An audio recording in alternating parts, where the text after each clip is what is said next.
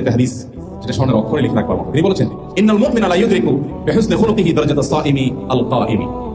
একজন মানুষ তার সুন্দর আচরণ দিয়ে রাতভর দাঁড়িয়ে নফল নামাজ পড়া এবং দিনভর নফল রোজা রাখা ইবাদত গুজার আবেদের চাইতে বা আবেদের মর্যাদা সে পেতে পারে তার শুধু আচরণটাকে সুন্দর করে, তার ব্যবহারটাকে ভালো করে। আরেকটি হাদিস আরো বেশি প্রসিদ্ধ। নবী করিম সাল্লাল্লাহু আলাইহি ওয়াসাল্লামকে জিজ্ঞাসা করা হয়েছে, সুইলা আন আকসারি মা ইউদখিলুন নাসাল জান্নাহ। হে রাসূল, জান্নাতে মানুষকে কোন আমলে সবচেয়ে বেশি প্রবেশ করাবে, কোন আমল মানুষকে সবচেয়ে বেশি জান্নাতে নিয়ে যাবে? এমন একটি প্রশ্ন, যে প্রশ্ন উত্তর জানবার জন্য যে কোনো ইমানদারের মন উদ্গ্রীব থাকার কথা, যে কোন আমল সবচেয়ে বেশি মানুষকে জান্নাতে নেবে, কোন আমল যে এটার মাধ্যমে জান্নাতে যাওয়ার পথ সবচেয়ে সহজ হবে।